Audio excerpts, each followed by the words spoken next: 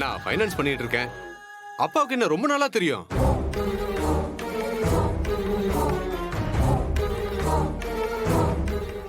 இங்க யாரும் வட்டிக்கு பணம் வாங்கவே இல்லையே. ஆனா உங்க மச்சான் வாங்கியிருக்காரு.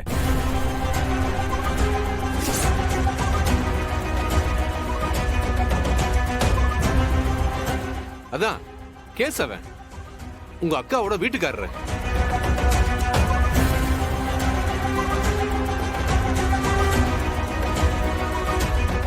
கேசவன் உங்ககிட்ட வட்டிக்கு பணம் வாங்கியிருக்கானா? ஆமாமா, 40 லட்சம் பணத்தை வாங்கிட்டு இந்தா தர அந்தா தரன்னு ஏமாத்திக்கிட்டு இருக்கான். 40 லட்சமா? இப்போ போன் பண்ணாலும் எடுக்க மாட்டேங்கிறாமா. சரியான ஃப்ராடு பயமா அவன்.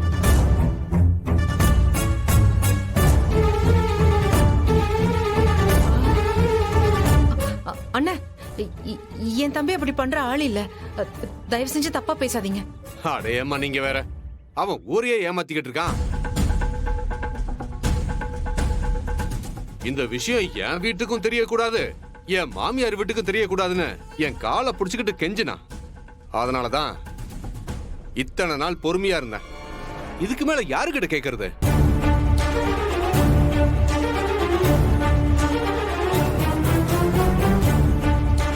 அபிராமி அம்மா, என்னம்மா உங்க மருமக புள்ள இப்படி பண்ணிட்டு இருக்காரு? இதெல்லாம் நியாயமா? நீங்க எல்லாம் இருக்கீங்கன்ற தைரியத்துலதான் நான் பணத்தையே கொடுத்தேன். யாருக்கு யார் மருமக? அவரு எங்களை கேட்டு பணம் வாங்கினாரா இல்ல நீங்க எங்களை கேட்டு கொடுத்தீங்களா? இங்க வந்து எங்களை கேட்டுட்டு இருக்கீங்க.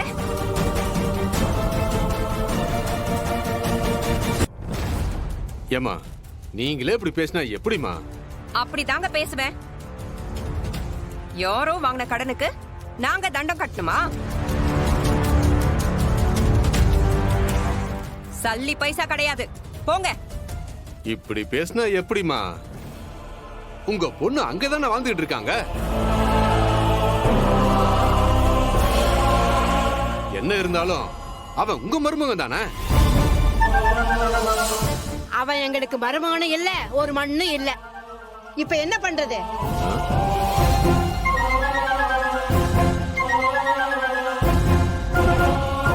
என் பேத்தி வாழ்க்கையை அழிச்சதும் இல்லாம இப்ப கடன் வாங்கி எங்க எல்லாரையும் கேவலப்படுத்துறானா?